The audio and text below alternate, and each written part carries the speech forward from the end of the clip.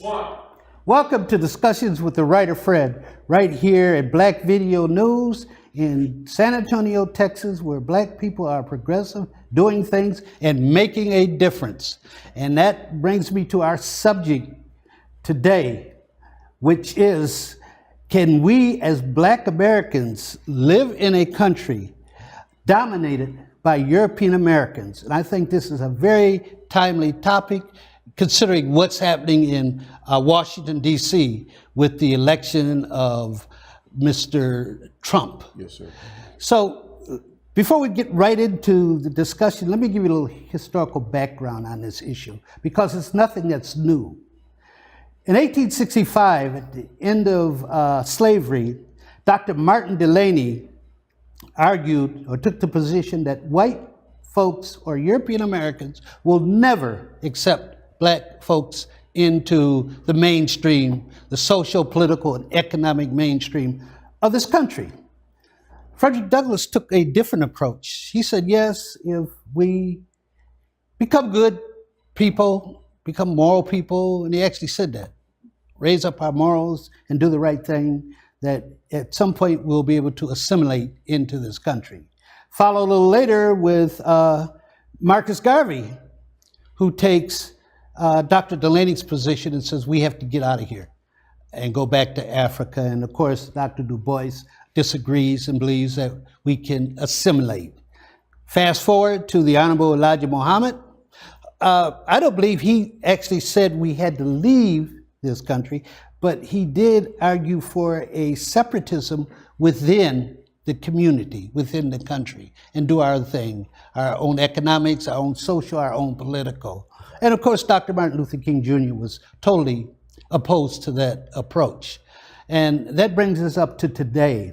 And I have two very, very astute, knowledgeable brothers on this subject. I have Brother Gregory Muhammad, Yes, sir. from the Nation of Islam, who is a community leader and does great things in the community. And Brother Baba Andar, who also does the program every year of the Kwanzaa program, yeah. And he's very, very deeply involved in literature and essentially uplifting the race based on African American or Black principles. So, brothers, let's get right to the question. And let's start with you, Brother Andar. Can we live, is there going to be a time when we can live as equals within, I'm not going to say the social, because we don't necessarily want to get into the social, but the economic and political world of America, European America? I think that's an excellent question. And I think it's a dialogue we definitely must have and need to have within our community. You know, as we study history, because I think history many times speaks to the present and where we need to go in the future. Mm-hmm. Just like the people you spoke of, they had different ideas about how to get there. You know, many times we have leaders who have come along who have suggested maybe through integration or through separation or through self-determination. I guess the critical question I think that really raises up the answer to this is that what has worked for us best.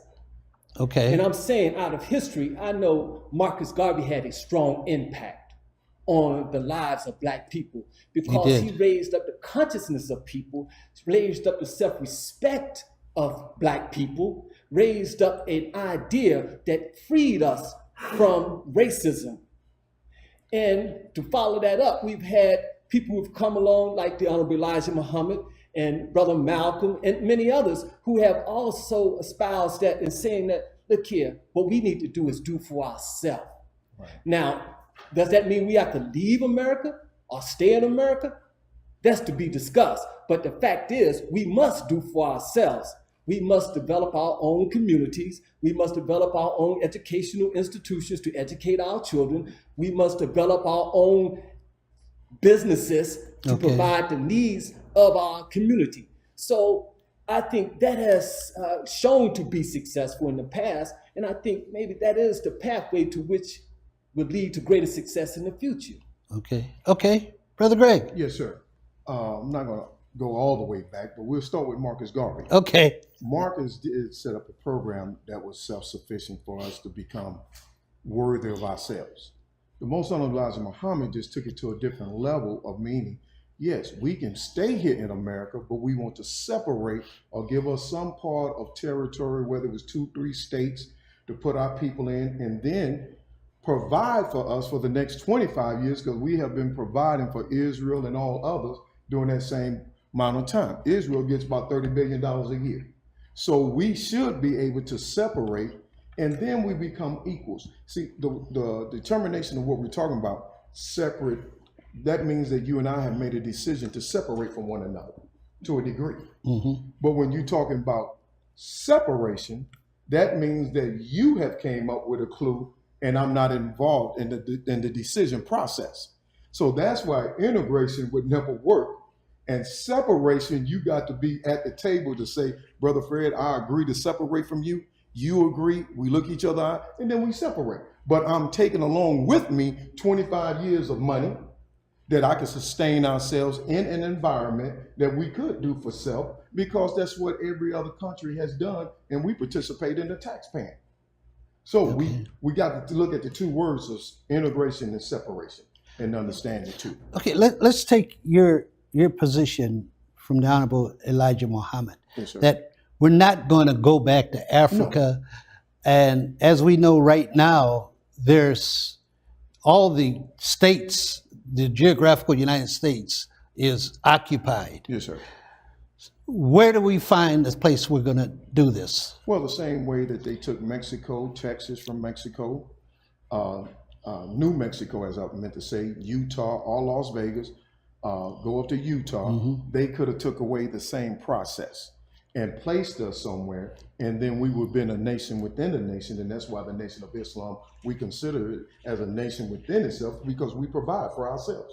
We have producing farmland that produce and provide services for over 25 to 30 cities in different states. We manufacture, we have businesses in the community, and we're doing all this off the sweat and the dime of ourselves, because we don't fall up on any 501c3s. So when the Most Honorable Elijah said that, we got to remember the time. This was back in the 1960s, right? When we were already on the path of doing this. And as my father told me, integration was no more than a hypocritical ploy, because that meant you gave up all of your businesses to jump on with Mr. Charlie, because we had a mentality believing that his ice was colder than Mr. John's.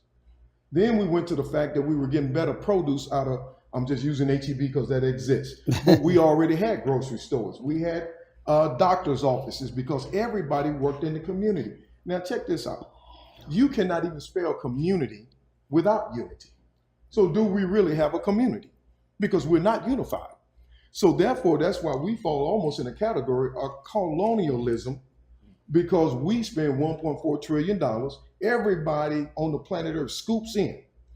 We go and pay for services from everybody. When the last time ever Korean came and said, Brother Fred, I need you to do my nails or get my hair done? That don't exist.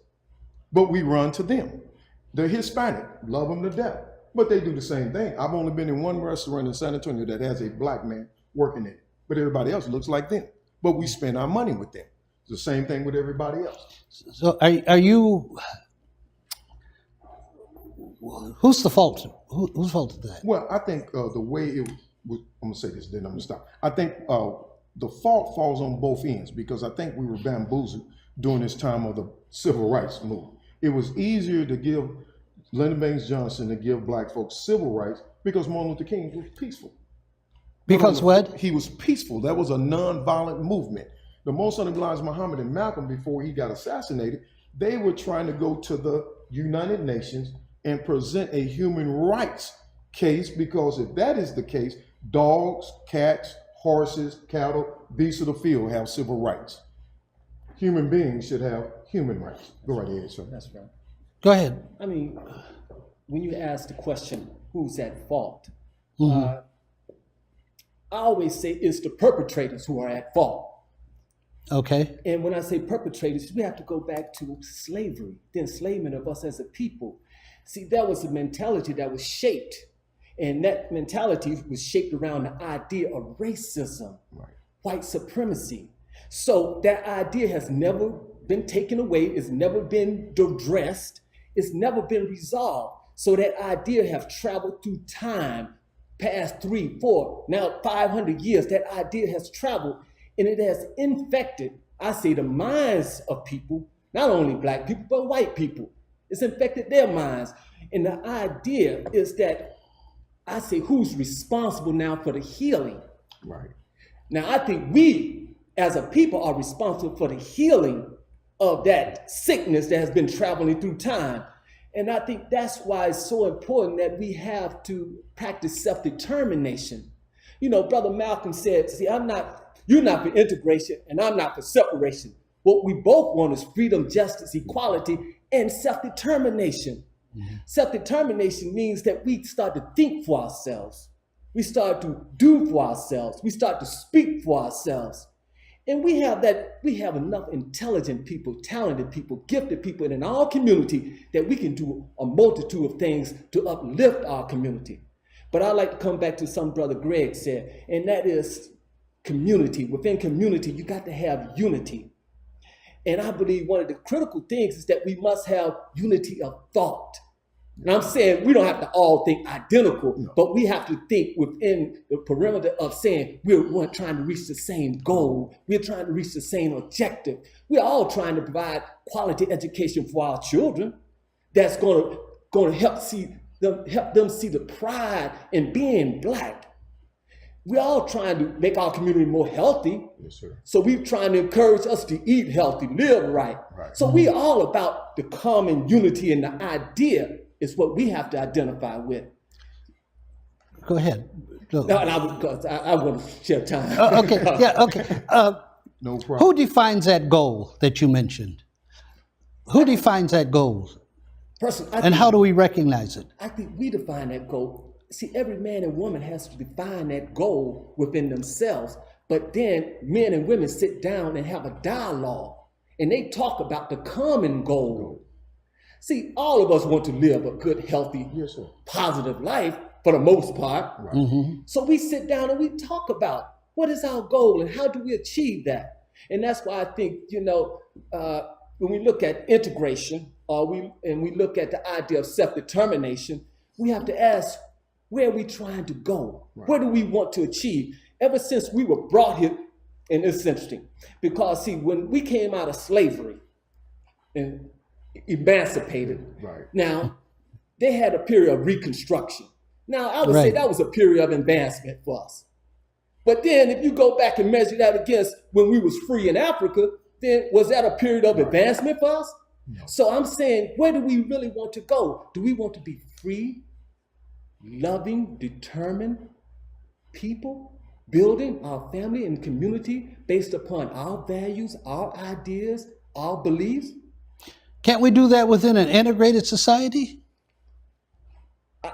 I would say that within an integrated society is the idea once again. See, we have gone into this thing called integration, but to me, it has been more of assimilation and imitation of other people's ideas and their values and their goals. So we have become more maybe materialistic. We've become more individualistic. We have taken on the ideas of other people. And I would honestly say, studying history, that has never been our central value as a people. Right. We have always, in a way, valued unity and cooperation and sharing and respect of ourselves. I want you to elaborate on that, because you said that has never been, the material things have not been a central value of Black people? Is that what you're saying? I said we have never been materialistic, meaning that we have never put materialism over the value of our brothers and sisters. Oh, I disagree with you on that. I would say history shows that when people came into Africa, for example, see, we shared. But you're back in Africa now. No, I'm coming. I want to make a point from Africa and bring it back up to the present. Okay. See, we shared in Africa. We invited people in. We shared the food. We shared our knowledge. We shared the comforts of life. Now, that was our nature, and that is our nature. Now, coming into a situation of enslavement, someone else was in charge, and they, in some ways, that idea kind of redirected our nature. Right. Now we're looking at the present, and we ask ourselves, where do we need to go from here? Now, do we need to follow the idea of materialism and saying that materialism is going to make us great people? Materialism is going to make us successful? I don't care how many cars you got, how big your house is. As in this country, many times racism still exists, and we know that, and we are still looked at as what? The N-word. So material. Who poisoned our mind with that? Who directed us that way? Materialistic. And that's why I say I think it has been the process of assimilation, because see, some cultures value a lot on put a lot of value on material things. You understand what I'm saying? Yeah. And that's what has happened, is that we are following someone else's cultural values. Right. So now we have to ask ourselves, what is our cultural values? Right. See, I don't have to, if I can share with my brother and share with you, then I don't have to have the biggest house. And who's going to define us to have success? Yeah. Who's going to define those cultural values? Well, I think if we go back, and if we have to go back in time, we have to study. There's plenty of books out here today that could identify what our cultural values were. Then we also got. Can I stop you there, yes, sir, if you don't mind? What our cultural values were in the past? What past? Are you talking about past, before, like Brother yes, Anna goes back to Africa? Yes, sir. So you're back there, and you can bring it forward. Yes, okay, sir. go ahead. Yeah. So therefore, most of us do not even know what our values were, because we have not had the opportunity to study, nor was it ever been presented to us. So you have to go back and then come forward. Then you have 352 years, whether it was shackle slavery or whether it's Jim Crow, and you tie on another 50 for segregation rather. Then you have to come back and try to build this man all over again. If you took some clay and had to build a man all over again, man, you would have to go all the way back to zero to bring him up to this 1,000-mile-per-hour speed that we rolling now, because majority of us has missed all that. Yeah. Now we're in a generation where some folks would say, man, that was in the past. But we the only people that speak of the past in that present tense or past tense. I had opportunity to sit down with one of my Jewish friends, and I asked him, man, y'all go to school just like I do at Pauline Nelson Elementary School. But what do y'all do on Saturdays and Sundays? He said, man, we have Saturday school. I said, what did you learn in Saturday school? Never again. So the process of their past is constantly repeated over and over and over. But in our society, when we bring up, and this is one of the words that most of us don't even understand, is reparations. Okay. Reparations. Can you hold that point? We need to take our break. Okay. We got to pay our bills here. Got to pay the bill. We'll be right back with you with this very invigorating, interesting conversation from these two very knowledgeable brothers. 40% of food in America is never eaten. Marie, you have prediabetes. Prediabetes? I don't have time to eat right or exercise. I'm a busy mom. Oh, you're a busy mom. Yeah. This is great news. Busy moms never get prediabetes. Wait, what? Let me just... Yeah, this is all the people at risk for prediabetes, and way over here, busy moms. No?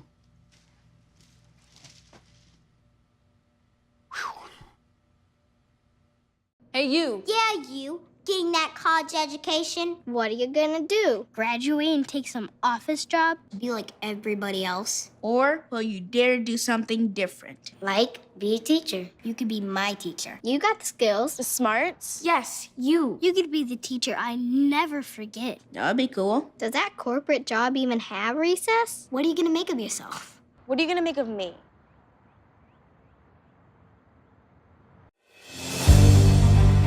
I've just been in an accident. What am I supposed to do? Before you act, let me attack. I'm Nathaniel Mack. Call today, 333-MACK. You don't pay unless we win.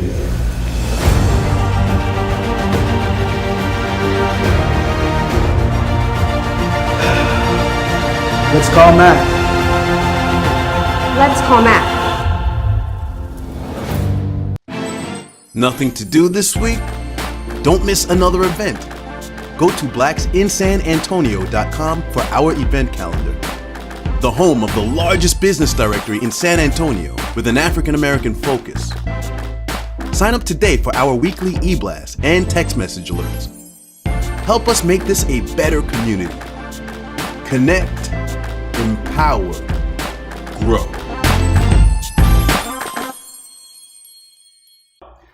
Welcome back to a discussion with the writer Fred, and we're right in the middle of a very good, stimulating discussion. I hope you brothers enjoy this kind of discussion. And I think we need to have more of these, don't you? Yes, sir. Yeah, exchanging great ideas. Yes, sir. And we left off when Brother Greg was going to talk about reparations. But before we go there, I want each one of you brothers who are very active in our community to tell our viewers what you have going on, not only for the San Antonio folks, but worldwide, to show that we're doing things here. So you want to go, brother? Yes, sir. Well, I'm proud of what is going on within the San Antonio community and to be a part of that. Recently we just completed and premiered our second film, which is Walk on the River, A Black History of Alamo City. Right. And, the community came out and showed a lot of love, and they showed appreciation for the information we shared because we went in and documented history of blacks in San Antonio. So we had a sold out audience at the Carver Cultural Center. So we really want to thank the community for showing that support. Okay. Now we have other showings coming up. We have a showing actually on the 23rd that is sold out, but we have a showing on the 27th. Okay. And it's going to be at the theater here, a local theater, so that people can go to walkontheriver.com and they can, of course, look at and see where they can purchase their tickets. But we're really excited about this project because it's a project that is stimulating conversations like this. This one. Okay, good. Yeah. So give them the website again, where they can get the ticket. You can go to walkontheriver.com. And from there, you'll see all the links and information needed to take you to where you can purchase tickets. And it also shares some of the previews of the film. So we really invite the community to be a part of it. Okay, great. Brother Greg, yes, sir. You have something coming up? Event September 10th at 12 noon at the Frost Bank Plaza Club on the 21st floor. And this is actually bringing a group of individuals together of diverse faiths. And we asked the question, is it a myth or is it fact that black men cannot work together across different lines? So we have Elder Brian from the AME order. We have Reverend Patrick Jones is the president of the Baptist Ministers Union. We also have Pastor Andy Roberts and Brother Greg from the Nation of Islam. And we have Reverend Stir from Church of God in Christ. That we have agreed to put aside our ideologies for a moment and come together because we don't believe that there's just one organization that can solve all our problems in the black community. It's going to take more than one organization. So that's going to be 12 noon, September 10th, Frost Bank, 21st floor, Plaza Club. Thank you, Brother. Okay, absolutely. Yes, so let's get back to our discussion here. Brother Greg, you get ready to comment on reparations. Yes, sir. Reparations, the first part of the word is repair. And as we dialogue about this, one thing that black folks have not been able or were able to do coming up out of slavery was to be repaired. We rose straight into this deal, taking some of the values that we were taught on the slave plantation and had to go for what we know. We were not educated properly. Some of us were able to read and some wasn't. So we were probably about coming out of America and coming up out of slavery. We've been up out of slavery now 162 years. We still only own 1% of the total gross product, meaning money, whether it was 162 years ago, Brother Fred, in 2018, we're still at 1%. Yes, sir. I know we want to talk about integration and separation today, but it's okay for us to deviate a little. Yes, sir. And you said something that makes me want to deviate. Coming out of slavery, we weren't educated. Right. We had no money. And I always go back to this because I think this is very important for us to examine. Our ancestors turned over everything to one institution. And you brothers know what that institution was. Yes, sir. The church. Yes, sir. The church. And so what was their obligation in terms of this psychological mindset that we have where if it's white, it's better, and they have colder ice than the black folks have ice, and that hurt the whole when integration comes, that hurts our businesses. What part does you guys feel comfortable Yes, sir. commenting on it? What part? And I notice in your event coming up, you name nothing but ministers. Well, you name, but we'll leave that alone Yes, sir. right now. No, I want to get back to Yes, sir. this here. What was their responsibility I in think this? at that time, coming up out of slavery, the only safe place we had was the church to meet and gather, because you couldn't meet and gather anywhere else. But was it good? Well, I think at that time it was good, and I think that as we came up out of the process of slavery and coming into this from the 1930s, 40s, 50s, we still had a stronghold only to the church because everything was segregated. So you had to almost be home before sundown in some states because it wasn't safe to move around. If we go back and read some of the most books that's out here, Bro Fred, I think that we go back 100 years and it's still this way today. Most mothers, if they had sons, they would always say, baby, be safe. Yeah. Come back home. Yeah. But when your daughters moved out, they moved out a little bit more freely Mm-hmm. to come in and out. But mom always had that consciousness or self-consciousness of saying, I got to remind you to be safe and make sure you come back. Yeah. Follow me? So that's a myth of slavery and the mental aspects of it, because mom knew that there was still lynching going on. You couldn't look at a white woman. You better not look at one because you might end up coming up missing. Yeah. Yes, sir. Go ahead. You know, and then and what you're asking, I believe that, as my brother's saying, really the church coming out of slavery, that was one of the centered institutions within our community. That was the one institution where we basically had control over, in the sense because we was putting the finances into it. And when you control the economics of something, normally you can control the whole program and the progress of it.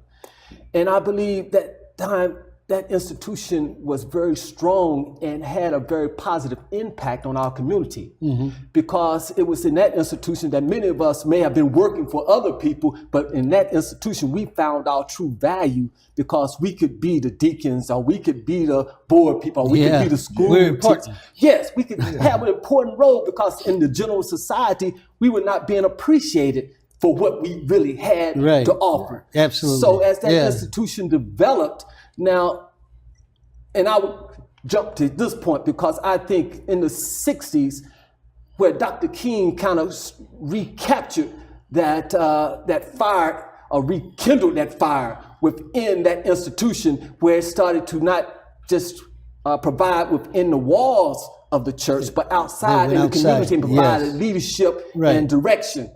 Now, with all that said, I think there are two critical things that we as a people have to ask when we look at the church as an institution, and really look at the institution within our community. Who's controlling our institutions, in the sense, who's doctoring? Right. Who's teaching? You know, many of us goes to the ministers go to seminary schools. Yes. Well, who's controlling the seminary schools? I mean, and who's providing the ideology, the teachings of the scriptures? Now, that's something we need to ask ourselves. And then we also have to ask the question, what image are we bound down? Because, see, people don't know. Most of the people are familiar with this image called the head of Christ, which is this white image. They don't realize it was a European man named Warner Salmon who painted that in the 1940s. And that has become the most popular image in the world. Yes, sir. So that image hangs in our homes, it hangs in our churches, it hangs all over our community. And, you know, we have a tendency just in the mind. See, when you bow down to a certain image, that image translates to certain people, and then we start to kind of become subservient to that people. So we're going to have to do something very radical, I believe, to break away from that. You know, it was a Bishop Stallman. He was with the Catholic Church, and he broke away from the Catholic Church. Anyway, he had something that was so, revolutionary. I thought it was just, when I read about it, you know, he had his congregation to come in and bring all those images that we had been given and to bury those images. Right there. And then he resurrected a new image, an image of us. Right. See, now to me, isn't that that's revolutionary?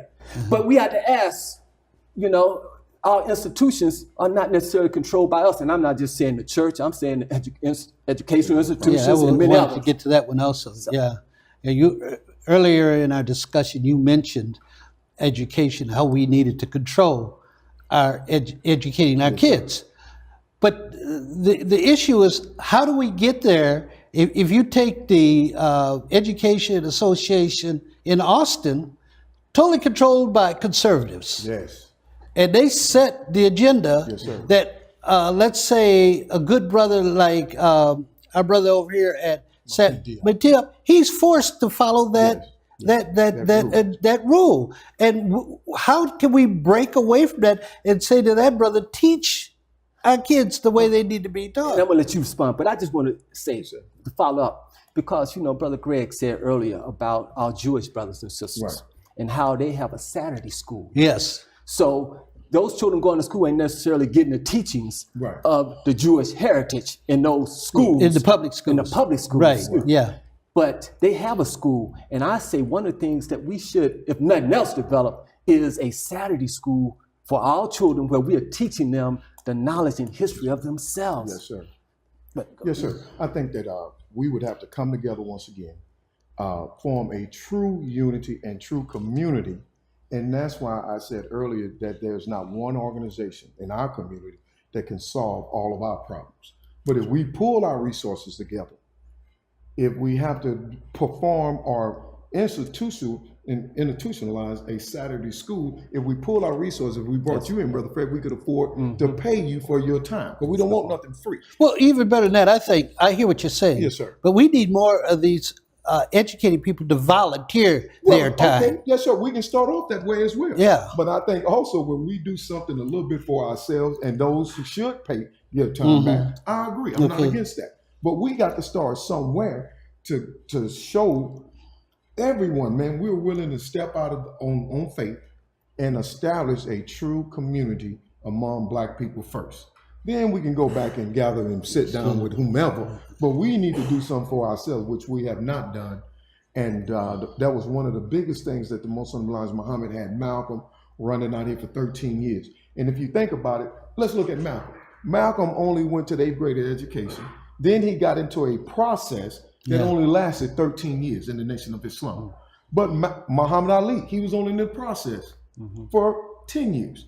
But then when you look at the minister, he's been in the process for 62 years. So if we can take and say, well, how did this man do this? And he didn't graduate from anywhere.